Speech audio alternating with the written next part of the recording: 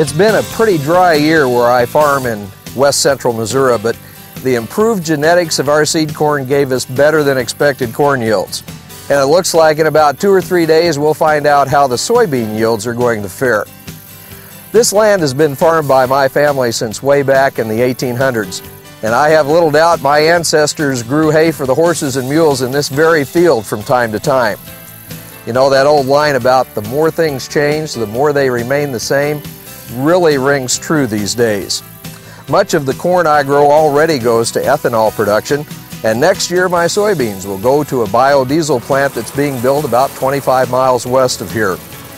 We're back to growing fuel again, only this time the horses are green and they reside under the hoods of my John Deere equipment.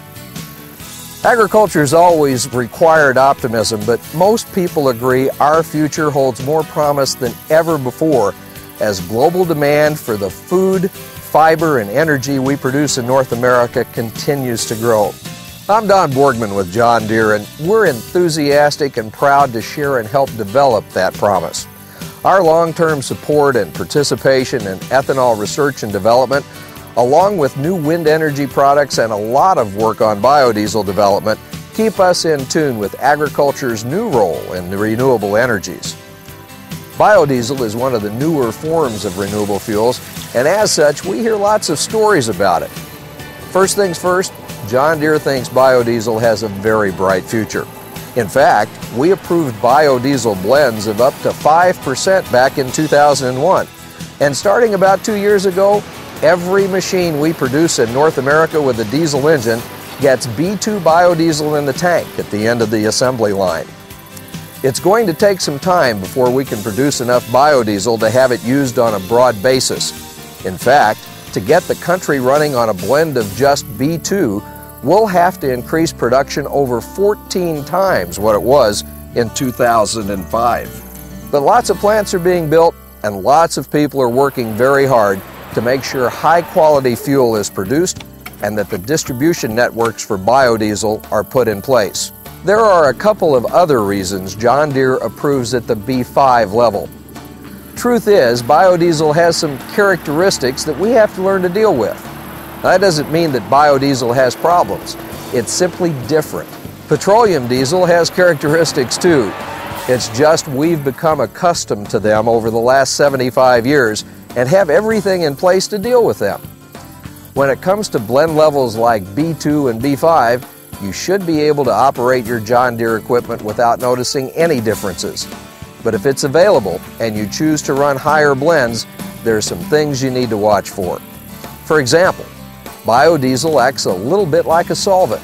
So when you first use it, especially at higher blend levels like B20, it may take some contamination out of your storage tanks or the fuel systems of your equipment. That means you may have to change filters a bit more often when you first use it. A second issue is storage stability. On equipment like combines or cotton pickers that are stored for more than 6 months at a time, we recommend that the equipment be stored with a full tank of 100% petroleum diesel. The industry will undoubtedly solve this problem over time as additives are developed, but right now biodiesel oxidizes pretty rapidly, and that's why we don't recommend storing it for periods longer than 6 months. The third thing to remember is that unlike petroleum fuels, biodiesel and water do mix over time. So making sure you keep bulk storage tanks full and protect them from water contamination is more important with biodiesel than with 100% petroleum diesel. We also seem to get a lot of questions about whether using biodiesel voids the John Deere warranty. It most certainly does not. And that's true whether you use B2 or B5 or B20 or B whatever. We just think you'll be much happier and experience fewer hassles if you run B2 or B5 until engine manufacturers and the biodiesel industry find ways to deal with the different characteristics of biodiesel. For other characteristics of biodiesel you should be aware of, you can talk with your dealer or visit our website at johndeere.com for detailed information on what you should do when using biodiesel in your equipment. Now, we know some people have run higher blends than B2 or B5 for extended periods of time without difficulty. Maybe you've even done it yourself. but the risk of problems increases as the level of biodiesel blend increases. John Deere favors and we actively support the expansion of biodiesel. In fact, we're working together with other diesel engine manufacturers and the biodiesel industry to conduct data analysis and tests on the impacts of higher blends. But there are still questions to be answered. That work is already paying dividends. In early 2007, John Deere will introduce a new additive for biodiesel that will extend storage life and deal with some of the water and cold weather problems as well. You know, John Deere has been around even longer than this land has been farmed. One of the main reasons for our longevity is because we have a tradition of making certain that decisions affecting machine performance and reliability are based on test experience and factual data analysis. When that analysis is complete and we know exactly what to recommend and exactly what steps you need to take to ensure continued high performance, we'll raise the level of blends we recommend for your equipment.